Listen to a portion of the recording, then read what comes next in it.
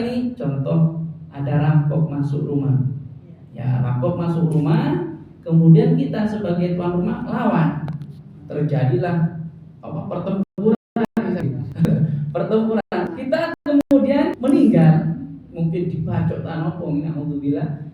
Kemudian kita meninggal, maka meninggalnya kita ini nanti di akhirat kumpul dengan orang-orang yang mati syahid. Terus bagaimana masalah dunianya? Biasa, ya dimandikan, dikafani, disolati dan dikubur. Biasa. Tapi nanti di akhirat dia mendapatkan kedudukan istimewa. Itu kalau mempertahankan harga diri dan hartanya. Berarti lek ono maling Ustaz dilawan Bu. Lek wani. Ya lek wani. Lek mboten wani wis. Wis PPN lamun ngene Magicom toys PPN misalnya ngoten Bu. Nggih. Tapi misalkan berani ya dilawan. Meninggal dalam keadaan syahid. Itu pertama. Ada lagi yang kedua, mabtun. Mabtun itu adalah orang yang meninggal dalam keadaan sakit perut. Nah, ada banyak daerah-daerah yang mana ada seseorang sakit perut sampai perutnya besar. Perutnya besar, diperiksakan ke dokter, nggak apa-apa, nggak ada apa-apa, penyakitnya nggak ada. Ya misalkan ya kena santet apa gitu ya. Karena macam-macam. Ya, kemudian dia meninggal dalam keadaan sakit perut tadi, maka meninggalnya dalam keadaan syahid. Dengan syarat sabar. Ya, mboten ngurus sakit perut, misu-misu, jangan. Sopo tonggondi sing nyantet bukan gitu, tapi sabar dia.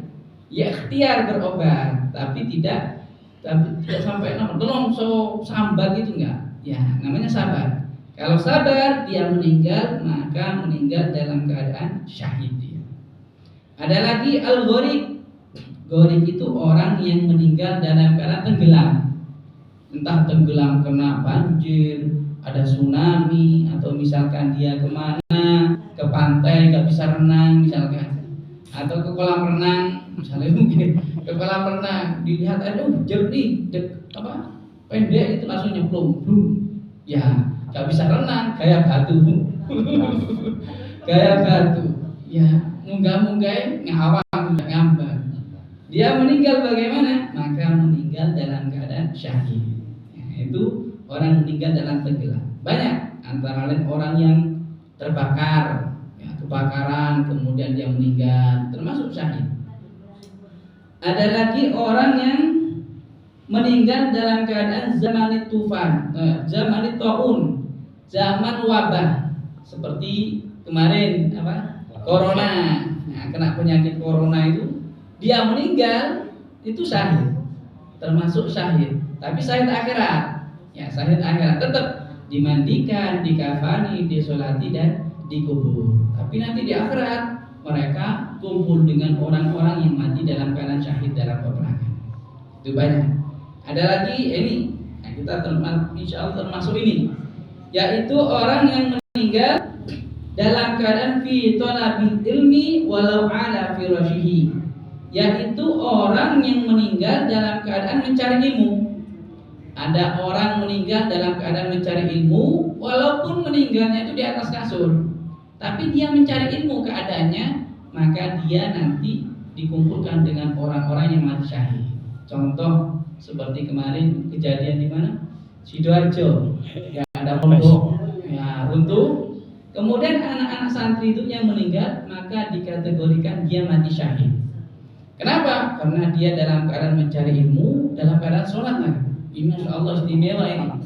Ya, meninggal dunia dalam keadaan mencari ilmu, kemudian dalam keadaan sholat. Ya termasuk orang-orang yang syahid. Ya memang kenyataannya pahit bagi orang tua. Melepaskan anaknya dipondokkan masa remaja, kemudian ternyata berita dia meninggal, kan berat. Tapi di balik itu nanti di akhirat dia senang. Ya, wis gak sumpah masalah dunia, langsung akhiratnya dia syahid. Apa sih syahid itu?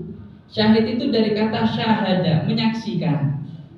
Nah, menyaksikan, syahada itu menyaksikan. Orang yang mati dalam keadaan menyaksikan apa? Dikatakan oleh ulama, orang syahid itu menyaksikan surga. Ketika dia nazar, itu langsung kelihatan surga. Maka banyak orang-orang yang mati syahid ini ketika dia meninggal pasti senyum. Ya, pasti senyum.